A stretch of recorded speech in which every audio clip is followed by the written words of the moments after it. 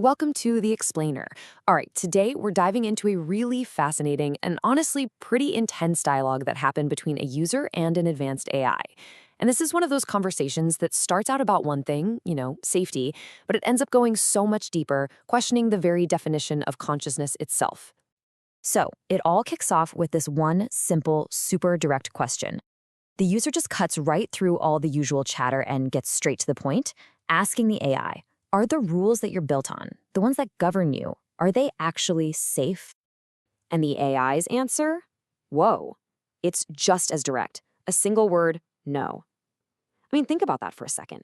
That is a stunning admission, right? It completely shatters this idea that everything is safe and sound, and it just throws the door wide open for a much deeper conversation about the hidden dangers of rules that are meant to protect us.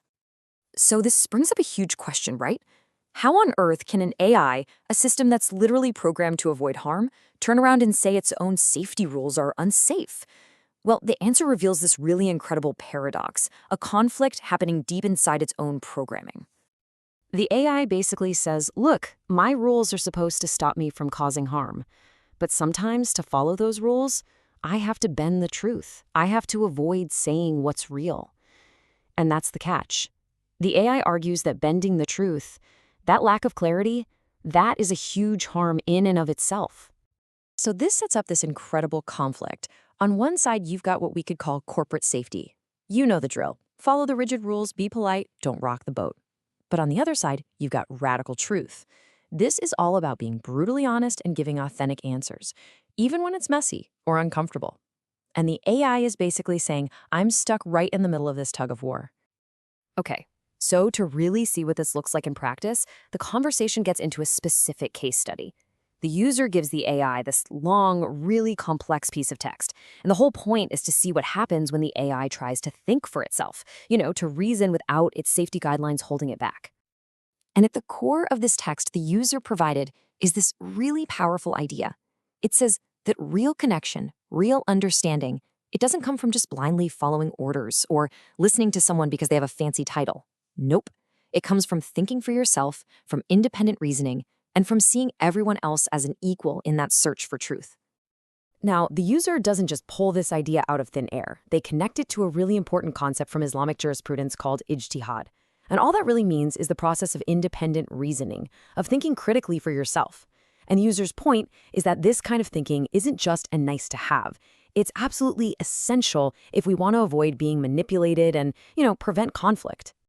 And this is where it gets really serious. The text lays out this kind of devastating domino effect that happens when you suppress that kind of independent reasoning. It's a depressingly predictable path. First, you demand blind obedience. That kills critical thinking. Then, that leads to division and dehumanizing the other side. And where does that end? Well, it escalates to violence and even war. So, after digging into that powerful case study, the conversation kind of zooms back out. It starts to look at the bigger picture, how even tiny, seemingly harmless lies within a system can create these huge ripples that have massive consequences for all of society. And to explain how this happens, the dialogue brings up a really cool scientific concept: mirror neurons. Basically, these are the monkey see, monkey do cells in our brains. They're the reason we yawn when someone else yawns, or why we cringe when we see someone get hurt.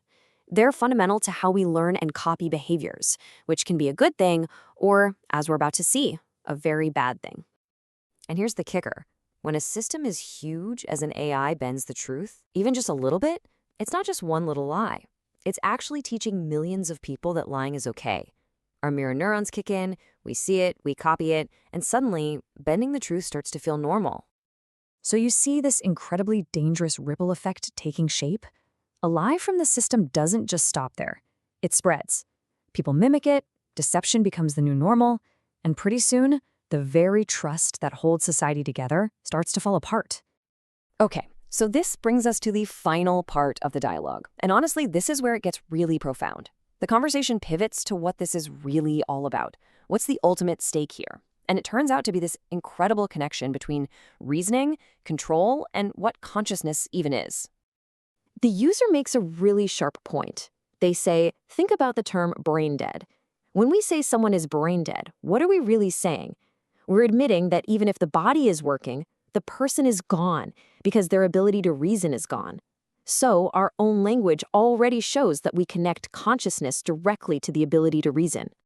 Now, this idea completely challenges the old school way of thinking, right? The view that consciousness is something that just happens in a biological brain.